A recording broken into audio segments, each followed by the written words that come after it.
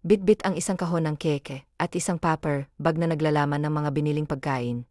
Patakbong tinungo ni Emily ang elevator na halos sarado na.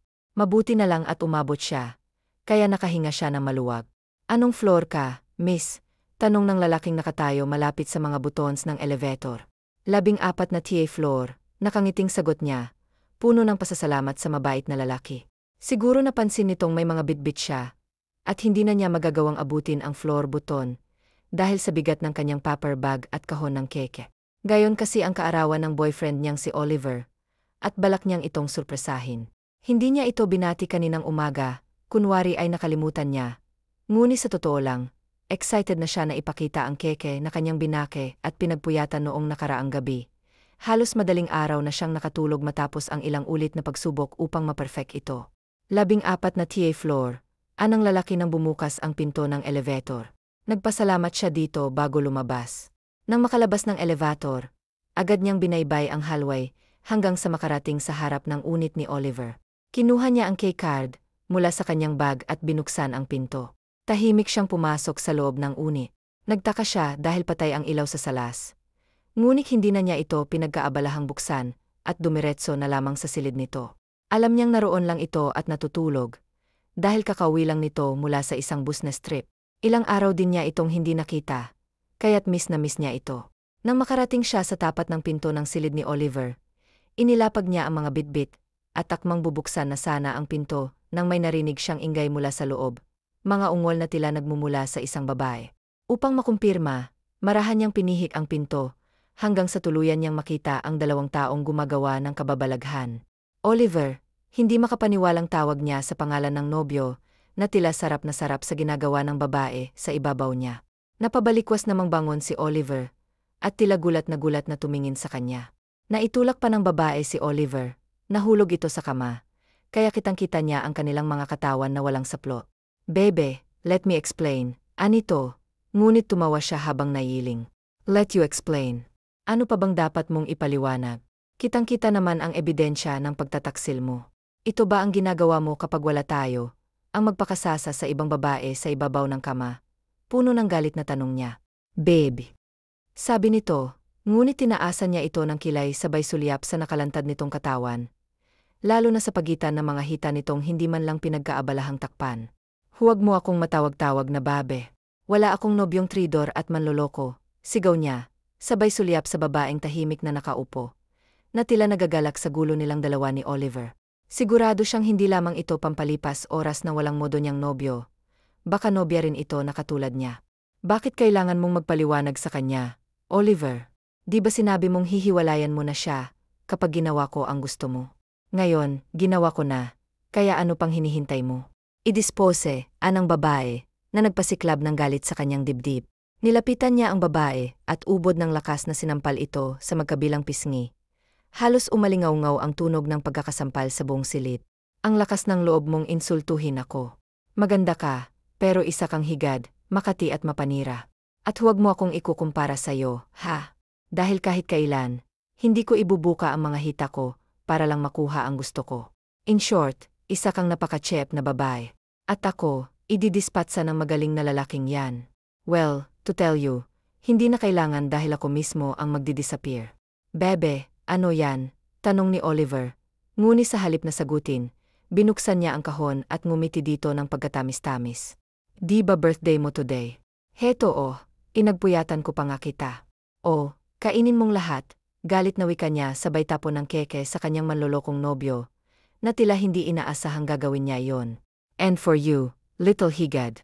Kinuha niya ang mga laman ng paper bag, binuksan ito, at basta na lamang isinaboy sa babaeng hindi nakahuma sa kanyang ginawa.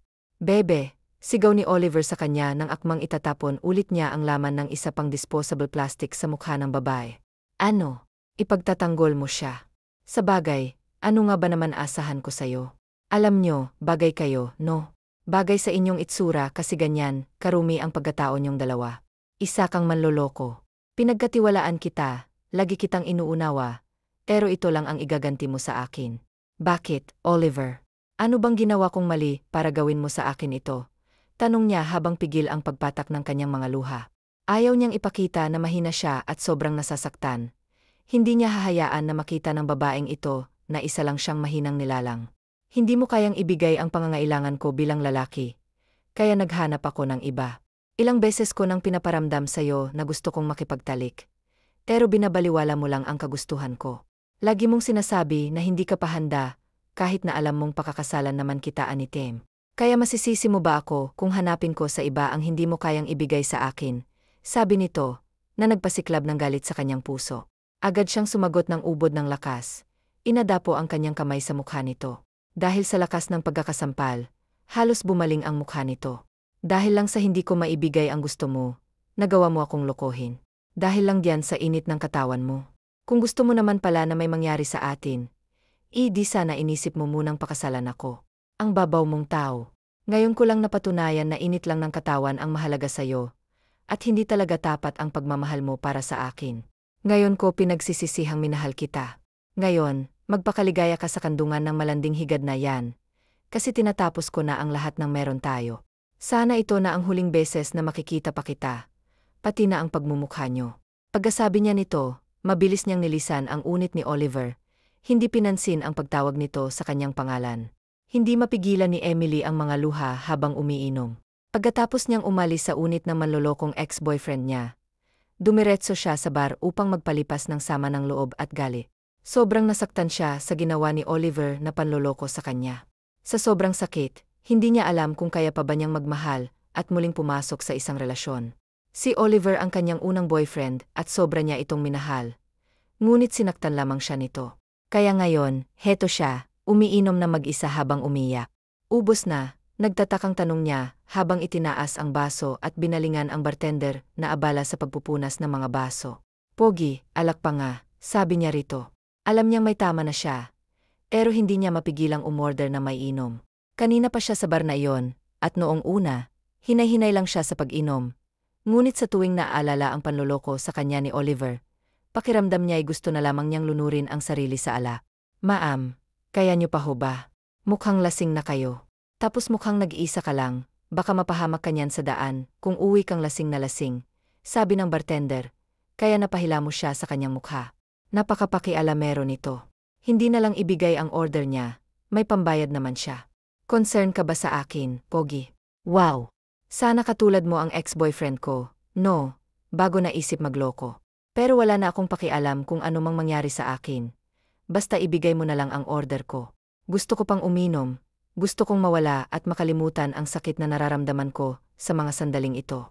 Alak lang ang gusto ko, huwag mo namang ipagkait sa akin. Anya sabay punas ng kanyang mukha gamit ang likod ng kanyang palat. Bumuntong hininga muna ang bartender, at pagkatapos ay nagsali ng alak sa kanyang baso at inilapag ito sa kanyang harapan. Ibabalik na sana nito ang bote sa lalagyan nang mabilis niya iyong inagaw. Babayaran ko na rin, wika niya bago binalingan ang alak na nasa kanyang harapan. Sana lang talaga'y mawala ang sakit na kanyang nararamdaman, kaya'y mabawasan man lang kahit papaano. Kung pwede namang mawala, sana ay mawala na lang para maipagpatuloy na niya ang kanyang buhay nang walang anumang iniinda. Kung alam kong ganito kasakit maging broken-hearted, sana hindi na lang ako nagmahal. Sana hindi ko na lang sinagot si Oliver. Ay, isang tridor at manloloko. Kapal ng mukha niya, sinumbat pa sa akin na hindi ko ibinigay ang gusto niya. Siya ulo pala siya. Kung pinakasalan niya ako, di sana nakuha niya ang gusto niya. Katawan ko lang pala ang habol ng buwisit na yon. Mabuti na lang nahuli ko siya, wika niya, na para bang kahit sa pamamagitan ng paglalabas ng saloobin sa bartender, ay mababawasan ang bigat na dinadala sa kanyang dibdib. May mga lalaki talagang ganyan, ma'am. Pero sana huwag mong isarado ang puso mo dahil nasaktan ka na manloloko mong boyfriend. Alam mo, ma'am, parte na ng buhay ang sakit. Nasaktan ka, pero ang sakit na nararamdaman mo ang magpapatatag sa'yo. Kung hindi man ang ex-boyfriend mo ang nakatadhana sa'yo, I'm sure may iba pa.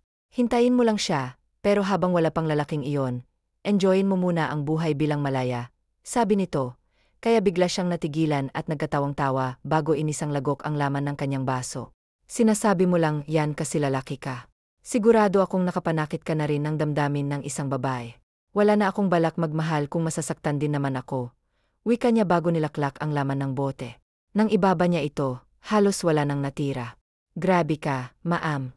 Ginawa mong tubig ang alak ah. Komento ng bartender.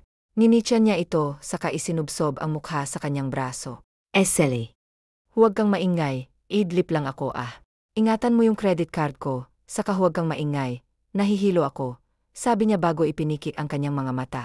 Pakiramdam niya ay biglang umikot ang kanyang paligid. Mukhang matapang ang alak na nainom niya. Nakaidlip na siya nang maramdaman ang mga brasong nag-angat sa kanya sa ere. Saan mo ako dadalhin? Sino ka ba? Ibalik mo ako doon. Gusto ko pang uminom nagpapalipas lang ako ng hilo, at sinubukan niyang tingnan ang lalaking may karga sa kanya. Ngunit hindi niya makita ang mukha nito, dahil madilim ang paligid. Sarap mo, babae, umiinom kang mag-isa sa ganitong klaseng lugar, anang pamilyar na boses. Tinawanan lang niya ito at isiniksik ang mukha sa dibdib nito. Wala na akong pakialam, anong magagawa ko? Niloko ako ng walang hiyang lalaki na yon. Sakit-sakit nga Parang dinudurog ang puso ko, dahil lang hindi ko maibigay ang gusto niya. Ayon, naghanap ng ibang paglalabasan ng ini. Hindi pala sapat sa isang relasyon ang pagmamahalan lang, saad niya. Kaya ka nagpapakalunod sa alak. Bakit hindi mo na lang siya kalimutan? Marami pang iba diyan na mas deserving at mamahalin ka ng totoo. Yung hindi lang katawan ang habol sa'yo. Yung lalaking handang pakasalan ka. Maganda ka, Emily, maraming lalaking naghihintay lang na mapansin mo. Sexy ka rin, kaya huwag mong sayangin ang panahon at oras mo sa walang kwentang lalaki na yon. Anito? Talaga? Maganda ako. Kaya mo bang patunayan ang sinabi mo? Tanong niya rito. Pero wala siyang nakuhang tugon. Hindi niya alam kung dahil sa kalasingan niya, kaya naitanong iyon, o talagang gusto lang niyang marinig ang sagot nito. Puro ka rin lang pala salita, hindi mo magawang patunayan sa akin na totoo ang sinasabi mo. Anya sa naiiyak na tono. Are you sure na gusto mong patunayan ko, yan sayo? Tanong nito nang maisakay siya sa sasakyan. Tugon niya sabay yakap sa lig nito. Then I'll prove it to you. Maghintay ka lang, bulong nito sa kanya, sabay angkin sa kanyang labi, na hindi rin nagtagal at agad ding pinakawalan bago ito nawala sa kanyang harapan. Siguro nga'y lasing na siya, para makaramdam ng excitement sa gagawin nila ng lalaki. Kahit hindi niya nakikita ang mukha nito, kilalang-kilala naman niya ang boses. Hindi mapigilang mapaungol ni Emily nang maramdaman ang paglapat ng kanyang likod sa malambot na kama. Kasunod ang pag-angkin ng kung sino sa labi niya, na agad naman niyang tinugon. Alam niyang lasing siya, ngunit mas lalo siyang nalalasing sa halik na pinagsasaluhan nila. Dagdag pa ang marahan nitong paghaplos sa kanyang katawan. Maya-maya, binitiwan nito ang kanyang labi, at bumaba ang halik nito sa kanyang lig, patungo sa puno ng kanyang dibdib. At dahil nahihilo siya, hindi na niya masyadong napagtuunan ng pansin ang pagkawala ng kanyang mga saplot sa katawan, dahil sa pagmamadali nito. I'm sure pagsisisihan mo to kinabukasan, anang pamilyar na boses sa kanya. Bahagya niyang iminulat ang kanyang mga mata, ngunit blurred ang mukha ng lalaki, kaya muli siyang pumiki. Maybe, but I want you to continue, anya na sinundan ng ngiti. Hindi nagtagal, naramdaman na niya ang unti-unting pag-angkin nito sa kanya. Kaya napakagatlabi siya, dahil sa kirot na dulot noon. I'll be gentle. Don't worry, bulong nito sa kanya, kaya tumango na lamang siya bago tuluyang nakatulog. Kinabukasan, nagising siya sa pakiramdam na may mabigat na nakadagan sa kanyang tiyan. Sinulyapan niya iyon at nagulat siya nang makita ang brasong nakayakap sa biwang niya. Bigla siyang napabalikwas ng bangon. Ngunit napadaing siya, dahil sa kirot na dulot ng kanyang pagkababae. Are you okay? Tanong sa kanya ng lalaking katabi. Hinarap niya ito, at ang gulat niya ay tila binuhusan siya ng malamig na tubig nang makita ang mukha ni James, na tila naputol ang masarap na tulog dahil sa kanya. Okay ka ba? Anong ginawa mo sa akin? Bakit magkasama tayo? Bakit wala akong saplot? Inis niyang tanong. Ngunit kinunutan siya nito ng noo at muling umayos ng higa, saka ipinikit ang mga mata. Wala ka bang natatandaan? Ikaw ang nag-aya sa akin dito at gawin ang bagay na to. Tao lang ako at lalaking may pangangailangan. Kaya sino ba ako, para tumanggi kung ang mismong palay na lumalapit ay palalagpasin ko pa? At ikaw ang nag-alok sa akin. Hindi kita pinilit na makipagtalik sa akin. Sagot nito ng walang alinlangan, kaya lalo siyang naiinis. Hinampas niya ito sa dibdib. Lasing ako at hindi ko alam kung anong mga pinagagagawa ko. Ikaw ang nasa tamang wisyo. Dapat hindi mo sinamantala. Aano na ako ngayon? Wala na nang iniingat-ingat ang puri, naiiyak na sabi niya, sabay subsob ng mukha sa kanyang mga kamay. Nakainom rin ako, kaya hindi ko napigilan na matukso sayo, sabi nito, ngunit hindi niya ito pinansin. Hindi ko nga binibigay ang sarili ko sa bisita kong ex na yun Tapos sayo lang palang bagsak ko. Sayo pang malapit ng ikasal, wika niya bago marahang bumaba ng kama, at binalot ang kanyang hubad na katawan sa isang kumot. Pinulot niya ang nagkalat na saplot sa sahig at tumasok sa banyo upang magbihis. Paglabas niya, nagbibihis na rin si James, kaya bigla siyang napatigil at saglit itong tinitigan. Pwede bang kalimutan na lang natin ang nangyari sa pagitan natin? Total, hindi mo naman ako pananagutan kahit gustuhin ko. Matino akong babae, kaya sana huwag mo na lang ipaalam sa iba ang tungkol sa nangyari sa atin, sabi niya, na ikinalingon nito sa kanya. Sigurado kang kalilimutan na lang natin ang nangyari kagabi, tanong nito, na mabilis naman niyang tinanguan, habang hinagilap ng tingin ang kanyang bag. Oh, sige, kung yon ang gusto mo. If you're looking for your bag, nasa kots ko yon. Sumabay ka na sa akin, or if you want, ihahatid na lang kita sa tinitirhan mo. Anito matapos ayusin ang sarili sa mismong harapan niya. Huwag na, baka mamaya may makakita sa ating dalawa na magkasama, makarating pa sa fiance mo. Mahirap na, baka ako pang maging dahilan ng hindi niyo pagkakaunawaan. Sige na, mauna ka na at pakibigay, na ilang nasabi niya sa receptionist ng hotel. Doon ko na lang kukunin, sabi niya, at tinanguan na lamang ito bago siya iniwan. Inalipas muna siya ng 5 minuto, bago bumaba sa lobby ng hotel. Lumapit siya sa receptionist at nagtanong kung may bag na iniwan dito. Opo, ma'am. Teka, kukunin ko lang, sagot ng babae, bago siya iniwan sagli. Pagbalik nito, dala na nito ang kanyang bag. Kinuha niya ito at nagpasalamat bago lumabas ng hotel. Umara siya ng taxi at nagpahatid sa bar, kung saan naroroon ang kanyang sasakyan. Pagdating doon, binayaran lang niya ang taxi driver, bago lumipat sa kanyang kotse. Ngunit bago niya ito pinaandar, nag-text muna siya kay James na hindi siya makakapasok, dahil nananakit pa rin ang kanyang katawan. Hindi niya alam kung ilang beses siyang inangkin nito, basta't masakit ang gitna niya, at hindi niya kayang magalaw. Okay, take your time. Pumasok ka na lang, pag feel better. Reply nito sa kanyang text, na hindi na niya pinag-aabalahang sagutin. Binalik niya ang cellphone sa kanyang bag, binuhay ang makina ng kanyang sasakyan, at nagmaniho pa uwi. Matagal na siyang naninirahan mag-isa sa bahay na nabili niya, habang ang kanyang mga magulang ay nasa ibang bansa, namamalagi para sa kanilang negosyo. Umauwi lang sila sa Pilipinas tuwing Pasko, o may mahalagang okasyon. Wala nang mas mahalaga sa kanila kundi ang negosyo, kaya naiinis siya sa kanila. Parang wala silang anak na nangangailangan ng gabay. Mabuti na lang at sa poder ng kanyang lola siya lumaki, kaya natutunan niyang maging independent, lalo na nang pumanaw ang tanging taong nagmamalasakit sa kanya. Ano kayang sasabihin ni Lola kung nabubuhay pa siya at nalaman niyang naibigay niya sa lalaking malapit ng ikasal ang kanyang puri? Sa isipin ang magiging reaksyon nito, bigla na lang siyang napangiwi at itinuon ang atensyon sa pagmamaniho. Mabilis na lumipas ang 1 buwan na hindi man lang napansin ni Emily. Masyado niyang itinuon ang kanyang atensyon sa trabaho dahil ayaw na niyang alalahanin ang mga nangyari sa nakaraan. Gusto niyang mag-focus na lamang sa kasalukuyan at sa kanyang hinaharap. Hoy, friend, pansin ko lang ha, kailan ka pa nahilig sa marshmallows? At teke note, yun na lang ang kinakain mo. Di ba hindi ka naman kumakain yan simulat sa pool? Saka parang nadadagdagan ng timbang mo, ani Charlotte. Kaya naudlot ang pagsubo niya ng marshmallow at matalim na sinulyapan ang kaibigan na katrabaho rin niya. Ano namang masama kung kumain ako nito na dati kinakaayawan ko? Inagbabawal na ba sa Pilipinas ang kumain ng marshmallows? At saka wala naman akong pakialam kung madagdagan ng timbang ko. Pabor nga yun sa akin, para tigilan na ako ng mga katrabaho nating lalaki. Ang sarap pa nito lalo na kapag sinausaw mo sa chocolate zero. Grabe, heaven ang pakiramdam. Wika niya sabay alok dito. Inilahad pa ang lalagyan ng marshmallow na halos ilan na lamang ang natira. No thanks, I love my figure, tukmol nito. Ikain mo na lang ako, anito. Kaya siya na lamang ang kumain ng marshmallows, bago ibinalik ang atensyon sa harap ng kanyang komputer. Hoy, friend, umamin ka nga, buntis ka ba? Tanong nito, kaya otomatiko siyang humarap dito. Mabilis niyang pinagana ang isip at nang mapagtantong hindi pa siya dinadatnan, bigla siyang kinabahan. Friend, posible ba yun kahit one night stand lang? Tanong niya rito, na ikinalaki ng mga mata nito, habang siya naman ay mangyak-ngiyak na.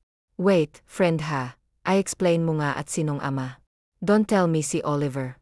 Kaya kanya nagawang pagtaksilan, dahil hindi mo maibigay ang gusto niya. Kaya naman imposibleng siya. Now tell me, sinong naka one night mo? Kilala ko ba si Sir James? Alanganing pag-amin niya sa bayukong ulo. What? Kay sir talaga? Ha, friend naman. Ano ba yung kagagahang ginawa mo? Kung makikipagtalik ka rin lang, bakit kay boss pa? Malapit na yung ikasal. Anong gagawin mo ngayon? What if buntis ka nga? Posibleng mabuntis ka talaga, lalo na kung wala siyang ginamit na proteksyon. Naku, ang laking problema niyan pag nagkataon. Lalo na pag nalaman ng fiancé ni boss. Pero bago natin problemahin yan, mas mabuti pang mag-test ka muna. May pregnancy test ako rito, gamitin mo para makasiguro tayo, sabi ni Charlotte, habang kinuha ang bag at kinalkal ito. Habang hinahanap ang pregnancy test kit, walang tigil ang bibig nito. Mabuti na lang at break time, kaya't walang nakakarinig sa mga sinasabi ni Charlotte. I was drunk that time, kaya hindi ko alam kung anong mga pinagagagawa ko. Basta't nagising na lang ako, nakatabi ko na siya sa kama at parehas kaming walang saplot. Tapos kumikirot pa, yung gitna ko. Hindi ko naman ginusto yung nangyari, at sinabi ko na sa kanya, na nakalimutan na lang namin ang namagitan sa amin. Pero friend, natatakot ako. Hindi pa ako handang maging ina. Ayokong maging dalagang ina, baka pag nalaman ni mommy at daddy, itakwil nila ako. Emosyonal na wika niya sa kaibigan. Friend, andito lang ako. Iwan ka man ng lahat, pero hinding-hindi kita iwanan. Nandito lang ako, at ang pamilya ko ay handang tanggapin ka sa kabila ng pagkakamali mo. Oh, heto, pumunta ka na sa banyo, mag-test ka na muna. Alam mo naman siguro kung paano gamitin to, di ba? Tanong nito, na tinutukoy ang pregnancy test kit na hawak nito. Kinuha niya iyon at nagtungo sa LR. Pumasok siya sa isang cubicle at isinagawa ang pregnancy test. Habang hinihintay ang resulta, parang tambol ang tibok ng kanyang puso. Makalipas ang ilang minuto, tinignan niya ang resulta at labis ang panlulumo niya ng positibo ang lumabas. Ayon na rin sa 20 linya. Hindi pwede to. Hindi, bulong niya. Ngunit kahit anong gawin niyang baligtarin ang test kit, hindi na magbabago ang resulta. Dinadala niya ang bunga ng isang gabing pagkakamali. Isang gabing hindi niya gugustuhing mangyari kung hindi siya lasing. Ngayon, hindi niya alam kung anong gagawin. Sasabihin ba niya kay James na buntis siya o hindi? Pero kung sasabihin ba niya, pananagutan ba siya nito? Malamang hindi, dahil ikakasal na ito sa fiancé niya. Friend, nandyan ka pa ba? Tawag ni Charlotte mula sa labas ng kubiko. Mabilis siyang tumayo at lumabas ng kubiko. Sabay sila ng kaibigan, na tila nagulat sa kanyang ginawa.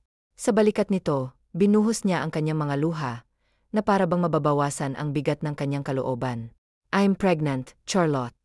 Impregnant, paulit-ulit na wika niya habang walang tigil sa pag-iyak. Eseli. Tandaan na hindi makakabuti sa'yo at sa babi mo kung iyak ka ng iyak.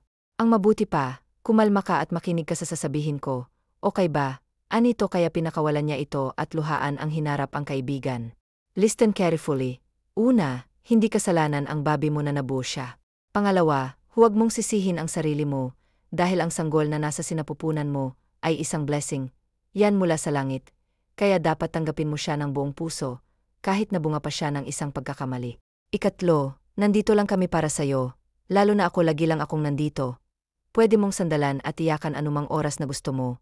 But please huwag na huwag kang gagawa ng ikakapahamak ni Bobby, dahil malaking kasalanan sa Diyos yon.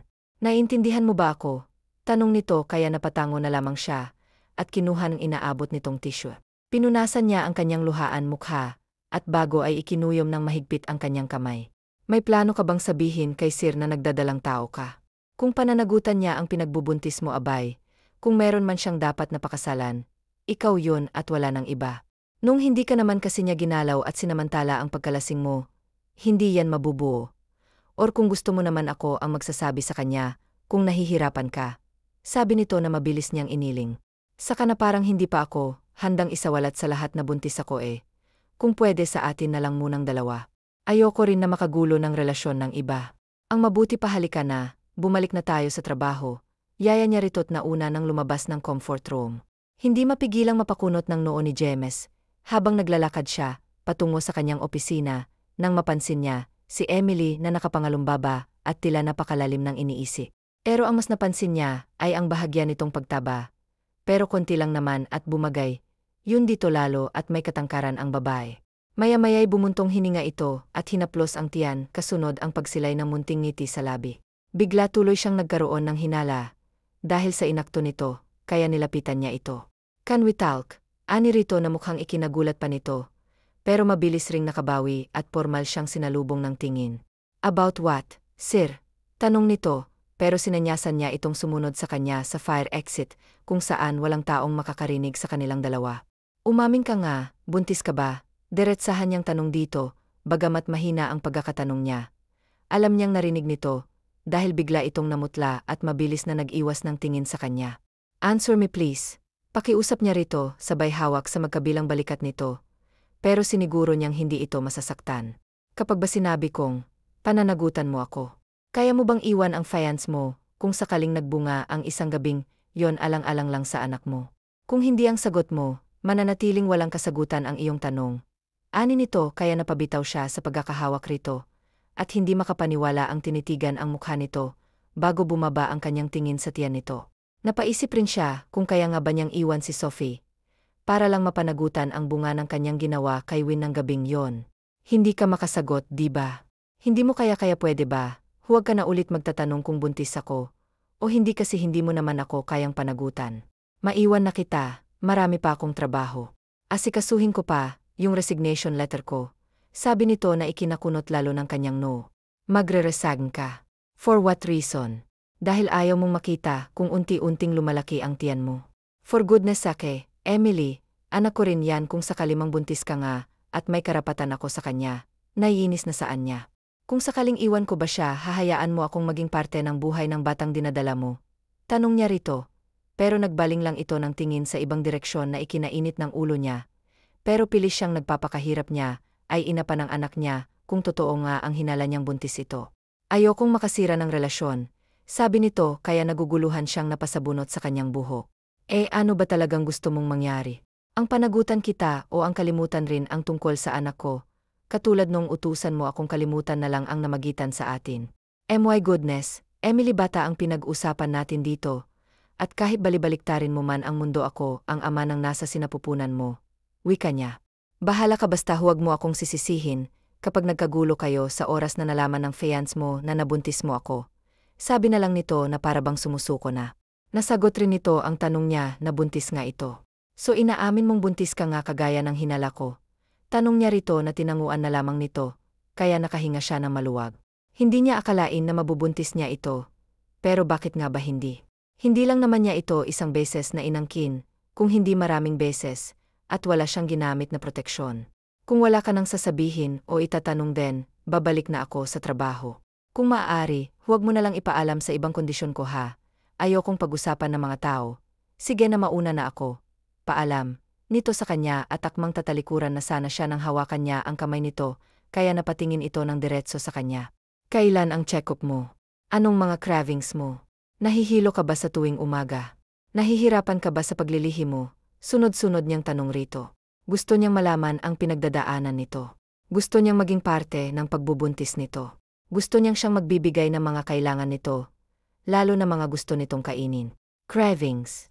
Marshmallows and chocolate syrup, madalas rin akong mahilo at nakakahiya mang aminin, pero gustong-gusto kong naaamoy ka lalo na bago ako matulog sa gabi.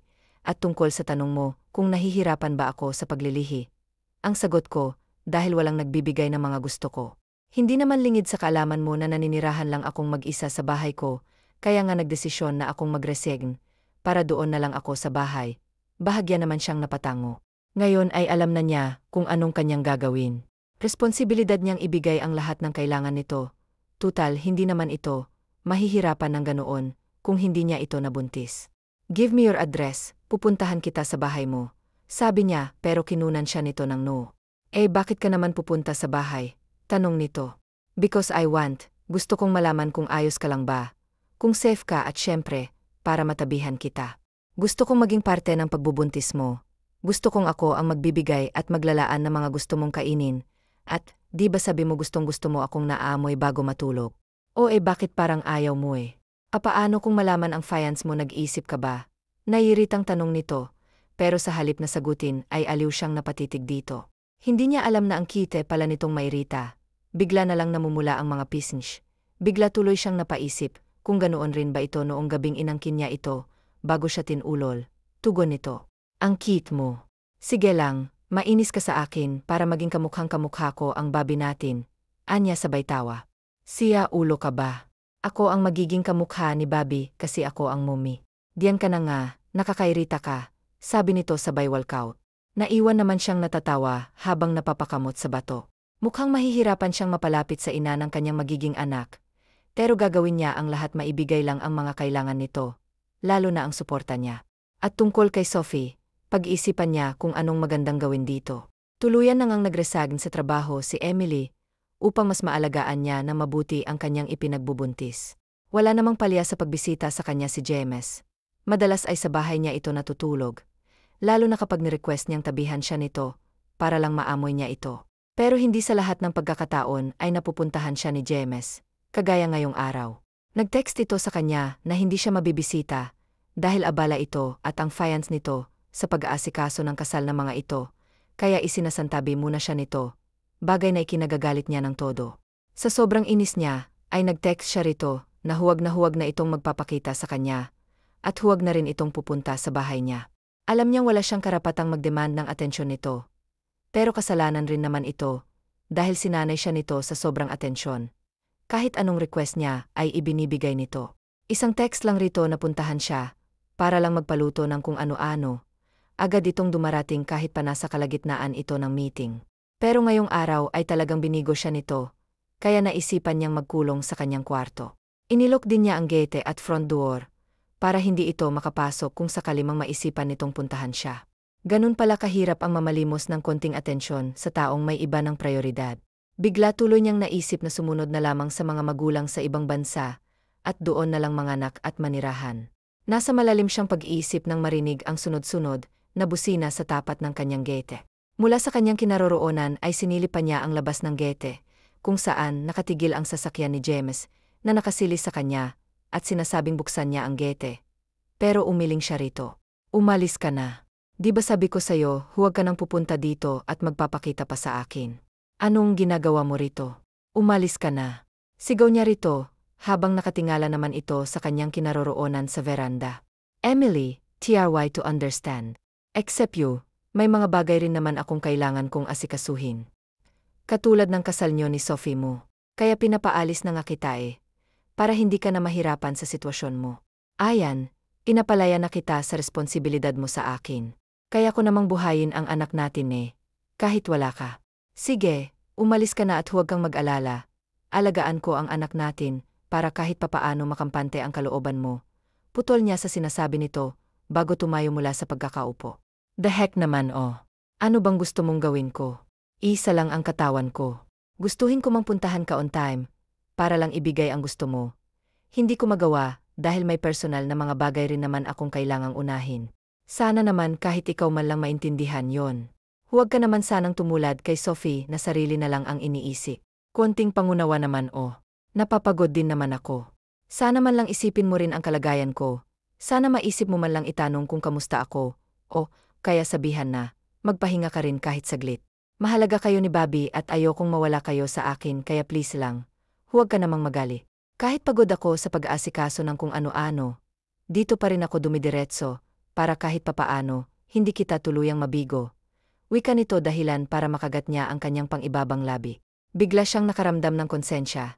Hindi niya alam na napapagod rin pala ito, tapos dumagdag pa siya. Para tuloy ang sama niya rito. At para makabawi ay nagpasya siyang papasukin na ito, para makapagpahinga kahit papano. Anong gusto mong merienda? Tanong niya rito nang makaupo na ito sa sofa. Mukha kasing hindi pa ito kumakain ng kahit na ano gayong hapon na. Anything basta gawa mo, sabi nito habang niluluwagan ang suot na kurbata. Okay, igagawa na lang kita ng egg sandwich at kape. Saglit lang, anya bago ito iniwan sa salas at dumiretso sa kusina. Gumawa siya ng 2 eggy sandwich, bago nagtimpla ng kape. Pagkatapos ay inihatid na niya iyon kay James na nakasuot na lang ng puting sando at boxer shorts nang lumabas siya dito. Dito ako matutulog tonight, para makabawi naman ako sa pambabaliwala ko sa'yo kanina. Sabi nito na tinanguan na lamang niya. Wala namang problema sa kanya na doon na ito matutulog, dahil may nakalaan naman siyang silid para dito. Tinatabihan lang siya nito, habang nagpapaantok at lumilipat rin kapag tulog na siya. Sa 3 buwan noong pagtulog sa kanyang bahay, ay wala pa ulit nangyayari sa kanila. Niyayakak siya nito't nilalambing, pero hanggang doon lang sila. Siguro takot na itong gumawa ng isa pang pagkakamali kaya ganon. Ikaw ang bahala. O sige na, maiwan muna kita. Magluluto lang ako ng dinner natin, magpahinga ka diyan ng mabuti. Kung gusto mo umidlip ka muna sa silid mo, gigisingin na lang kita kapag kakain na. Saad niya rito, pero nanatili lang itong titig na titig sa kanya, kaya bigla siyang nakaramdam ng pagkailang. Are you sure na kaya mo? Hindi mo kailangan ng pulong ko, tanong nito na marahan niyang inilingan. Sabi mo pagod ka kaya magpahinga ka. Kaya ko namang kumilos, buntis lang naman ako hindi baldado. Wika niya na kinatawan nito sa katumango-tango, kaya hindi niya mapigilang mapatitig dito ng matagal. Huwag mo akong titigan ng ganyan, baka magasala na naman ako. Sabi nito, pero halos bulong na lamang ang itong sinabi, kaya lang ay malinaw na malinaw niyang narinig, pero nagpanggap siyang hindi yon narinig. Masama bang titigan ng ama ng babi ko? Kunway inis niyang tanong dito, na mukhang ikinaalarma nito, dahil bigla itong tumayo't lumapit sa kanya. Akala niya ay kung anong gagawin nito, pero mahinang pitik sa noo ang ibinigay nito sa kanya, kaya napahawak siya sa parteng pinitik nito. Ang cute ng mommy ng babi ko, nakakagigil. Halika na nga, tutulungan na lang kitang magluto. Alam mo namang ayokong mapapagod ka, sabi nito sabay akbay sa kanya at tigin niya patungo sa kusina. Nagpatinod naman siya, mas gusto kasi niya ang ideya nitong tulungan siya sa pagluluto. Pakiramdam ni James ay ang bilis ng panahon, habang pinagmamasdan niya si Emily at ang tiyan nitong may kalakihan na. 5 buwan na ang ipinagbubuntis nito, pero parang nasa 7 na kaya'y lagpas pa, dahil may kalakihan. Noong magbuntis, parang noong nakaraan lang ay hindi niya mapaniwalaan na buntis ito, dahil sobrang flat ng tiyan nito. Ngayon naman ay parang nahipan ang tiyan nito na kagaya ng isang lobo.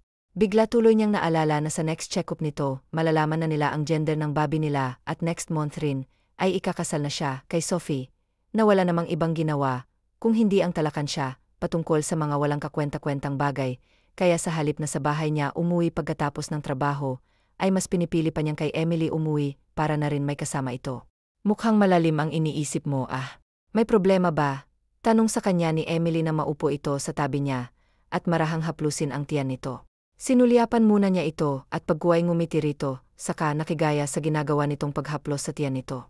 Kagaya pa rin ng dati, tugon niya bago kinintalan ng halik ang ibabaw ng tiyan nito.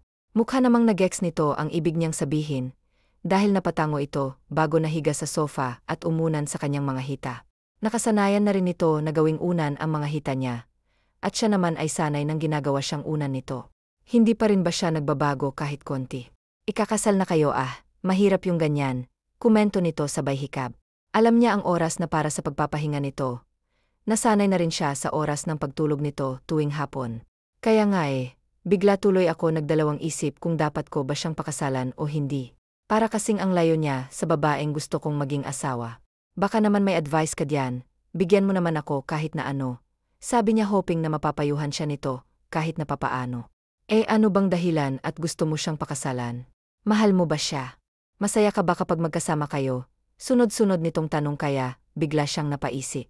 Masaya nga ba siya? Mahal pa nga ba niya si Sophie? At ano nga bang dahilan kung bakit niya ito pakakasalan? Mahal, hindi ko na alam Hindi na kasi siya ang babaeng minahal ko dati. Malayong-malayo na siya sa Sophie na sobra kong hinahangaan. Simula noong pasukin niyang mundo ng fashion industry, bigla na lamang siyang nagbago. Wala na akong maramdamang saya kapag kasama ko siya. Sa palagay mo ba dapat ko pang ituloy ang aming kasal? Tanong niya rito na ikinakibit nito ng balikat. Kung hindi ka na pala masaya bakit mo pa pakakasalan? Kung alam mo sa sarili mong hindi ka na masaya at hindi ka na sigurado sa nararamdaman mo, bakit mo naman itatali ang sarili mo sa kanya? Sa bandang huli, pareho lang naman kayong mahihirapan kapag pinilit nyo ang isang bagay. Kaya hangga't maaga pa, mag-isip-isip ka na bago pa mahuli ang lahat. Think carefully, piliin mo kung sino o ano ba talagang magpapasaya sa'yo. Sabi nito kaya napangiti siya sa sinabi nito. Magsasalita pa sana siya na mapansin niyang nakatulog na agad ito, kaya malaya niyang napagmasdan ang mukha nito. Makalipas ang ilang sandaling pagtitig sa mukha nito ay dinampian niya ito ng halik sa labi. Kung gawain na nitong matulog habang nakaunan sa kanya, siya naman ay gawain ng nakawan ito ng halik, at kapag nagigising ito ay umaakto siyang parang walang ginawa. Sa ilang buwang lagi silang magkasama ay kilala na niya ang ugali nito, ang mga gusto at ayaw nito, at kung kailan maganda ang mood nito na pwede niyang tuksuhin nang hindi siya nabubugbog.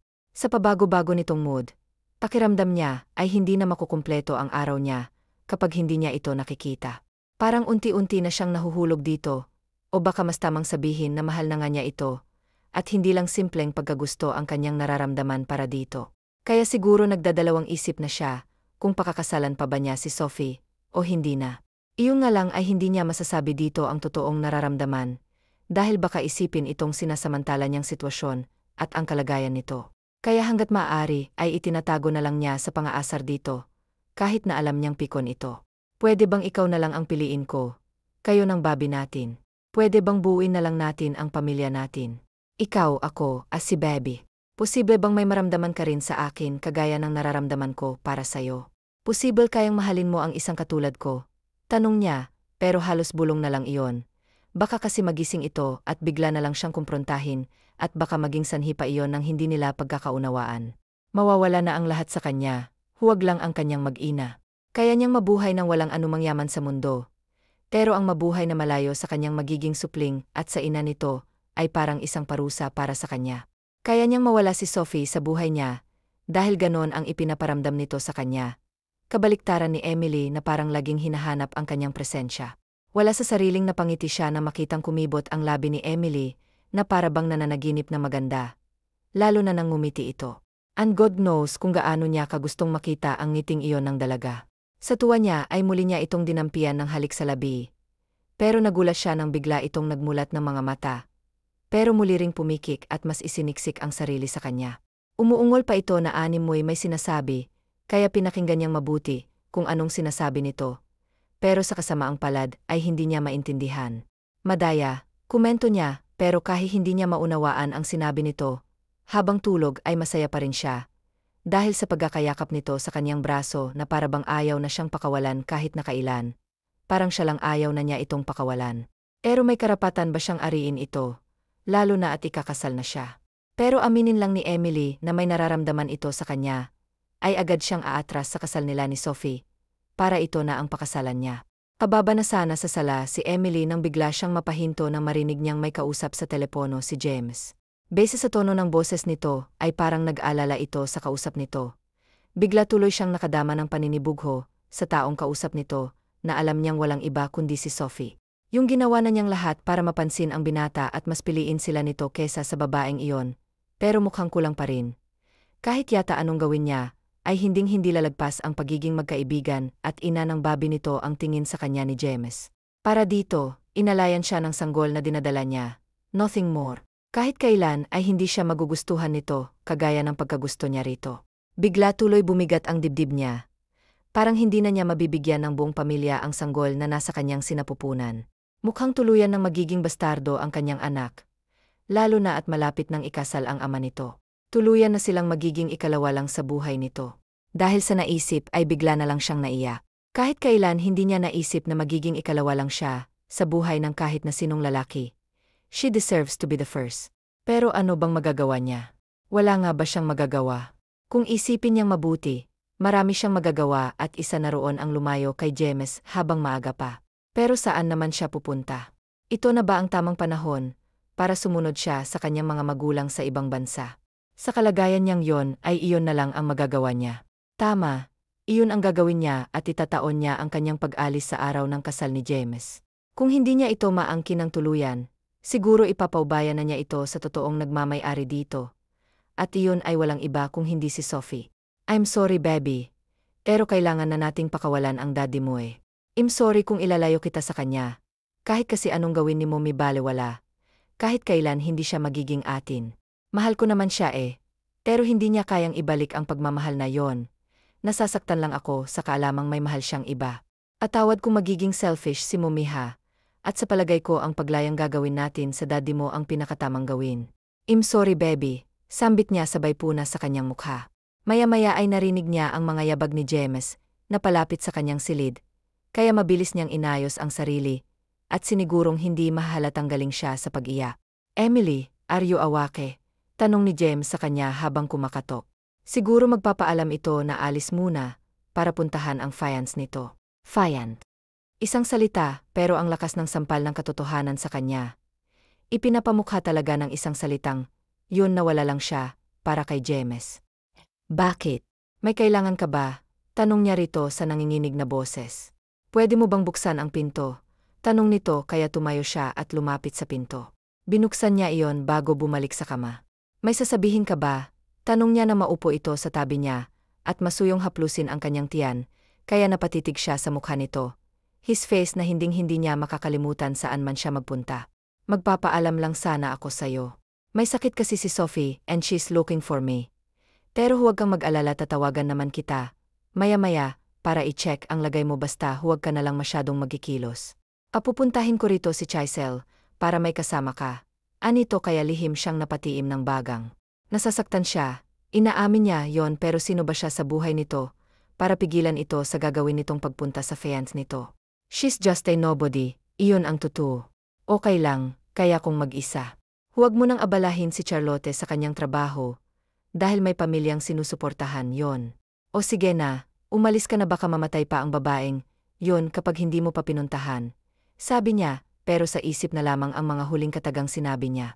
Pinalis niya ang kamay nito at umayos ng higa sa kanyang kama. Pakilok na lang yung pinto pag alis mo, dagdag pa niya bago ito tinalikuran ng higa.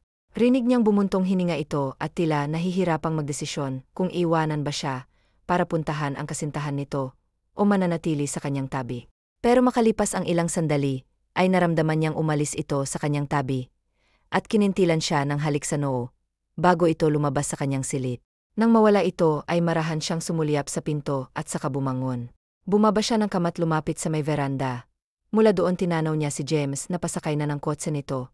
Pero bigla itong tumingin sa gawin niya, at para bang hirap na hiyap umalis. Malungkot naman siyang kumaway rito, na ginantihan naman ito, bago tuluyang sumakay ng sasakyan, at nagmaneho palayo. Nang mawala na ito, nagdesisyon siyang umalis ng bahay, para mamasyal at libangin ang sarili. Hindi niya kayang manatili sa bahay, dahil alam niyang mamimiss lang niya doon si James. Hindi na siya sanay na hindi ito nakikita. Nasanay na kasi siyang halos doon na tumira ito sa bahay niya, kaya ngayon, ay hirap na hiyap siyang mag-isa. Matapos niyang magbihis at ayusan ang sarili, ay lumabas na siya ng kanyang silid, bitbit ang kanyang bag at susi ng sasakyan. Buong inga siyang bumaba sa salas at dumiretso sa garahe, kung saan naroroon ang kanyang kotse. Medyo matagal na rin niya itong hindi nagagamit, dahil sa tuwing may pupuntahan siya, ay ipinagmamaneho siya ni James. Si James na ilang minuto pa lang na nakakaalis, pero sobra-sobra na niyang namimiss. Kung ngayon pa lang ay ganito na ang pangungulila niya sa binata, paano pa pag nakaalis na siya. Pero sabi nga ng iba, bahala na si Batman. Siguro naman masasanay din siya kapag tumagal nang hindi niya ito nakikita. 2 linggo na ang lumipas mula nang magpaalam si James kay Emily, pero hanggang ngayon hindi pa rin ito nagpapakita sa kanya. Ni tawag o text ay wala. Labis niya yung dinamdam. Mabuti na lang at dinadalaw siya ng kaibigan niyang si Charlotte. Kaya kahit napapaano ay nababawasan ang lungkot na kanyang nararamdaman. Sinasamantala naman niya yon upang magpatulong dito sa pag-aayos ng kanyang mga dokumento at pasport na mabilis naman niyang naayos, palibhasay sanay na sa pag-aasikaso ng kung ano-ano. Mahilig kasi itong mag-travel kasama ang pamilya, kaya sisiw lang dito na ayusin ang kanyang mga kailangan. Friend, sigurado ka na ba talagang pupunta ka na sa Europe? Paano na si Sir James? Aano na baby niyo? Kaya mo ba talaga siyang ilayo sa kanyang ama? Tanong ni Charlotte sa kanya, kaya saglit siyang napahinto sa ginagawang paglalagay ng kanyang mga mahahalagang papeles sa isang envelope at sinulyapan pa nito. Anong paano? Di ba nga kinalimutan na niya kaming mag-ina? It's more than 3 weeks nang lumipas simula nang magpaalam siya sa akin. Nangako siya, pero anong ginawa niya? Hanggang ngayon ni Anino wala. Siyempre nga naman mas importante ang babaeng yon kaya sa aming mag-ina. Sino ba naman kami sa buhay niya, di ba? We're just a nobody at mas makakabuti sa aming lahat kung lalayo na lang ako. Kami ng babi ko. Kapag nagtanong siya kung nasaan kami, ang sabihin mo hindi mo alam. Doon na lang siya sa Sophie niya. Pakihanap na rin ng buyer ng bahay ko, baka kasi doon na kami sa Spain manatili for good. Sabi niya bago isinukbit ang kanyang bag. Gayong araw na ang kanyang alis patungong Spain, at wala na siyang balak pang bumalik sa Pilipinas. Kung importante talaga kay James ng babi nila, madali lang para dito na hanapin ang kinaroroonan niya, lalo na't marami naman ang koneksyon. O sige, mukhang hindi na rin naman kita mapipigilan sa gusto mong gawin. Ang mabuti patulungan na kitang ibaba ang gamit mo. Presenta nito, kaya tumango na lamang siya, at nauna nang lumabas ng kanyang silid. Friend, ikaw na bahala dito sa bahay ko ha. Don't worry, bibigyan kita ng komisyon kapag naibenta mo. Ikaw na rin ang bahalang magpresyo. Nasa kwarto ko naman, mga kailangan mong papeles. Kumpleto na yon at wala ka nang magiging problema. Sana makadalaw kayong mag-anak doon sa akin, ha? At huwag mong kalilimutan ninang ka ng babi ko. Anya sa kaibigang nakasunod sa kanya, pababa ng hagdan. Ako nang bahala sa lahat basta mag-ingat ka sa flight mo. Malungkot na wika nito, pero hindi na niya ito pinansin, dahil itinuon niya ang kanyang atensyon sa mga steps ng hagdan. Isa pa, ayaw rin naman niyang magpaalam ng silang dalawa, dahil alam niyang magkikita rin naman sila, kapag binisita siya ng mga ito sa bansang pupuntahan niya. Nang makalabas sila ng gete ay sinulyapan niya ang bahay na naging saksi kung paano nabuo ang damdamin niya, para kay James, pero agad din siyang sumakay sa loob ng van na maghahatid sa kanya sa airport. Hindi na dapat niyang alalahanin si James, dahil masaya na ito sa piling ni Sophie. Kuya, pakisakay na, agad namang tumalima. Sumakay ito ng van at tumabi ng upo sa kanya. Kinuha nito ang isang bottled water, na hindi niya napansin ngang sumakay siya sa van. Oo, baka mauhaw ka, uminom ka muna, maganda ng hydrated lalo na sa init ng panahon ngayon. Isa pa, mas maganda sa buntis ang palaging umiinom, para iwas heat stroke. Sabi nito habang binubuksan ang bote ng tubig. Matapos buksan ay ibinigay sa kanya. Nag-aalangan naman niyang kinuha yon at uminom ng ilang lagok, bago ibinalik dito at saka umayos ng upo. Matagal pa ba? Baka malete na ako sa flight ko. Tanong niya sa kaibigan sabay sulyap sa suot niyang wristwatch. 1:00 ang flight niya, at 11:30 na kaya hindi niya mapigilang mag-alala, dahil may kalayuan ang bahay niya sa airport.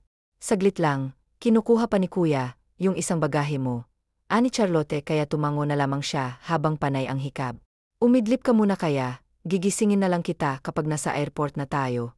Mukhang antok na antok ka na eh. Suhestyon nito. O sige, bigla kasi akong inantok eh. Gisingin mo ako ha, si Bobby kasi napakaanok. Natatawang saad niya, bago hinaplos-haplos ang kanyang tiyan ng may ngiti sa labi. Nang hindi na niya mapigil ang antok, ay umayos siya ng upo at saka pumiki. Mabilis naman siyang hinila ng antok, kaya hindi na niya nalaman kung ano mga nangyayari sa kanyang paligid. Nagising siya sa pakiramdam na may humahaplos sa kanyang ulo at mayat-mayang paghalik sa kanyang noo, kaya bigla siyang napamulat at napabalikwas ng bangon, kaya lang ay bumungad sa kanyang may kadilimang paligid, pero hindi yun naging hadlang para makababa siya ng kama. Sino ka? Nasaan ako? Kinakabahan niyang tanong habang humahakbang paatras. Hindi kasi niya makita ang mukha ng lalaki, dahil masyadong malamlam ang ilaw na nasa may pinto ng silid na kinaroroonan nila. Mula sa kama nakita niyang bumaba ang lalaki, at humakbang patungo sa kinaroroonan niya, kaya bigla siyang naalarma. Naghagila siya ng bagay na pwedeng gamitin, para protektahan ang sarili nang bigla niyang mapansin ang isang vese sa ibabaw ng kabine. Mabilis niyang kinuha yon at inaro sa lalaking isang hakbang na lang ang layo sa kanya. Sino ka? Saan? Sabihin mo. Anong kailangan mo sa akin? Kasabwat mo ba yung kaibigan ko? Alam mo bang lete na ako sa flight ko? Nanggagalaiting tanong niya rito, sabay wasiwas ng hawak niyang vese sa ere, pero sa isang iglap ay nawala, yun sa kanyang kamay. Sa sobrang galit niya sa lalaking nasa harapan, ay pinaghahampas niya ito sa dibdib gamit ang kanyang mga kamay. Pero mukhang baliwala lang. Yun dito nang mapagod ay napaupo na lamang siya sa sahig at napaya. Oh the heck, anong pamilyar na boses. He's withered, don't see why, it's me, James, dagdag pa nito. Binuhat siya nito pabalik sa kama, pagkaisagli itong nawala sa kanyang tabi, kasunod ang pagkalat ng liwanag sa kabuuan ng silid. Bon. Hindi makapaniwala ang sambit niya sa pangalan nito, habang ito naman ay matamis na nakangiti sa kanya. Yes withered, it's me, sabi nito. Nandito na ako, nagbalik na ako sa inyo ni Bobby, at kahit kailan hindi na ako muling aalis pa. Hindi ko na kayo ulit iwan, tanga ko. I'm so sorry kung ngayon lang ako nagpakita sa'yo, pero isa lang ang sigurado ko. Hindi na tayo maghihiwalay pang muli, dagdag pa nito kaya napahagulgol na lamang siya ng iyak. Kung ano man ang galit na meron siya, para dito nang iwan siya nito, ay parang bulang biglang naglaho, at ang tanging naiwan ay ang pagmamahal. Akala ko kinalimutan mo na kami. Akala ko hindi mo na kami babalikan, akala ko. Hindi na niya natapos ang kanyang sinasabi nang angkin nito ang labi niya. Nagulat man saglit lang yon at agad rin niyang tinugon ang halik ng lalaking minamahal. I love you sweetheart, I love you so much. Don't see why, I'm here at hindi na ako muling alis pa. I'm sorry kung natagalan, may mga inayos lang ako sa pagitan namin ni Sophie, at ngayon masasabi ko na sayong ikaw ang gusto kong pakasalan. Gusto kitang makasama habang buhay. Kayo ni Bobby, Sana pumayag ka. Mahabang sabi nito nang maghiwalay ang mga labi nila. I love you too and I'm so sure na gusto rin kitang makasama habang buhay, pero pahingi pa ng kiss. Bitin eh. Sabi niya rito na ikinatawa nito, pero ibinigay rin naman ang gusto niya. Isang buwan matapos alukin ng kasal ni James, si Emily ay ginanap ang kanilang civil wedding. Ayaw kasing pumayag ni Emily na magpakasal sila sa simbahan, dahil malaki na raw ang tiyan nito, at nahihirapan na itong kumilos, at dahil ayaw rin naman niya itong mahirapan pa ng husto, kaya pumayag na rin siya. Kaya lang ay may kondisyon at iyon ay magpapakasal sila sa simbahan, matapos nitong manganak na sinang-ayunan naman ito. Dahil nga buntis na ang asawa at nahihirapan na itong magkikilos ay hindi na sila nag-honeymoon. Hindi naman na kasi kailangan. Yon, dahil mas nauna na itong nabuntis, kaya sa kanilang pag-iisang dibdib, kaya nanatili na lang sila sa bahay. Pero ipinangako niya sa sariling babawi siya kapag kinasal sila sa simbahan. Sisiguraduhin niyang susulitin niya ang kanilang honeymoon, but for now, magfo-focus muna siya sa kanyang asawa na wala yatang sandali na hindi siya pinapangiti, dahil sa bawat araw na lumilipas ay pinaparamdam nito sa kanya kung gaano siya nito kamahal. Hindi rin naman siya pumapalya na iparamdam dito kung gaano niya ito kamahal sa isip, kilos at gawa. His sweetheart. Pukaw niya sa asawang kasalukuyang nakahiga sa isang malaking duyan na nasa ilalim ng 2 puno, habang nagbabasa. Sinulyapan naman siya nito at pagko'y itiniklop ang libro, at ipinatong sa tabi. Bago siya sinenyas sa natumabi rito na ginawa naman niya. Tapos ka na ba sa trabaho mo, sweetheart? Tanong nito sabay yakap sa kanya. Nginitiyan naman niya ito at puno ng pagmamahal na hinagkan sa noo sa kaginantihan ng mahigpit na yaka. Tapos na po ako, aking mahal, kaya pwede na akong makipagbonding sa'yo, anya. Inabot niya ang kamay nito at dinala sa kanyang labi, at binigyan ng munting halik bago hinaplos ang tiyan nito. Kulang-kulang 2 buwan na lang at manganganak na ito, at excited na siyang mamasid ang kanilang baby girl. Wala naman kasing problema sa kanya kung babae o lalaki ang baby. Basta healthy ay masaya na siya. Sweetheart, umamin ka nga, kasabwat mo si Charlotte, ano sa mga plano mo dati? Tanong nito, bahagya naman siyang natawa sa tanong nito. Ang tagal na noon, pero hindi pa rin pala nito nakakalimutan, pero sa totoo lang ay si Charlotte ang kanyang naging mga mata, habang abala siya sa pag-aayos sa mga bagay-bagay na may kinalaman sa dating Fean. Nung una, nahihirapan siyang hiwalayan si Sophie, dahil hindi talaga ito pumapayag at nagwawala pa na nauwi sa pagtatangka nitong mag-suicide. Pero kalaunan ay tinanggap na rin nito ang katotohanang hindi na niya ito mahal, sinisisi pa nga nitong sarili, dahil naging pabaya ito at nawalan ng oras sa kanya, which is totoo naman, pero hindi naman niya ipinaparamdam na sinisisi niya ito. Baka kung hindi ito naging pabaya ay hindi niya asawa si Emily ngayon at baka wala silang munting anghel na hinihintay na iluwal sa mundo. In short, thankful talaga siya sa dating kasintahan, at dalangin pa rin niya, na sana makahanap ito ng lalaking nararapat dito. Basta siya sobra-sobra ang saya sa piling ng kanyang asawa. Akala ko nakalimutan mo na ang tungkol diyan. Hindi pa pala, pero tama ka nga, sweetheart. Kasabwat ko siya sa lahat. Siya rin ang nagsilbing mga mata ko, habang malayo ako sa'yo. But I hope na hindi ka nagsisisi na pinakasalan at minahal mo ako kasi kung akong tatanong mo. Very thankful ako sa mga nangyari kasi kung hindi kita nabuntis, hindi kita mamahalin at hindi rin kita misis ngayon. Baka wala rin akong munting anghel soon, saad niya. Thankful din naman ako kasi sinagip niyo ako ni Bobby sa matinding kalungkutan, dahil sa paghihiwalay namin ni Oliver dati. But you know what? Hindi pa rin ako lubusang makapaniwala na ang boss ko dati asawa ko na at amo pa ng Bobby ko ah. Nung una nga hindi ako makapaniwala that I'm carrying MY boss's baby but now MY beloved husband na and he. I love you so much, sabi nito. Hindi naman niya mapigilang mapangiti, dahil sa mga sinabi nito. I love you too, sweetheart. But I have a suggestion. Gusto mo bang taong-taon ay dadaanin sa iyong sinapupunan ang baby natin? Mas maraming anak, mas masaya. Biro niya rito, pero pinaningkitan siya nito ng mga mata. Sweetheart naman, ginawa mo naman akong paanaking pig na sunod-sunod ang panganganak. 3 years gap lang ang gusto ko bago ulit natin sundan si Bobby. Hindi rin naman madali na magpalaki ng bata. Nga't may pera tayo, pero mas maganda kung focus muna tayo sa isa't saka. Gusto mo ba kada taon ilang beses ka lang nakakaskor? Tanong nito, kaya napahagalpak siya ng tawa sabay sagot ng no. Sino ba namang asawa ang gugustuhin na limitado lang ang maliligayang gabi? Pero sigurado siyang hindi siya yon, dahil matagal na siyang nagtitiis na hindi maka-iskor sa kanyang asawa. Ayaw naman niyang ilabas sa ibang babae ang init ng kanyang katawan, at ayaw rin niyang masira ang kanilang pamilya, kaya niyang magtiis. Huwag lang masira ang pamilyang binuo niya. 3 years gap, okay na ko doon. Kung gusto mo 5 pa, para mas focus tayo sa ating munting anghel. Siyempre, pag well-guided si Bobby. Happy si Daddy. Anya kaya napapailing na umunan sa kanyang dibdib ang asawa. Puro ka talaga kalokohan, sweetheart. Pero kung saan ka masaya-masaya na rin ako.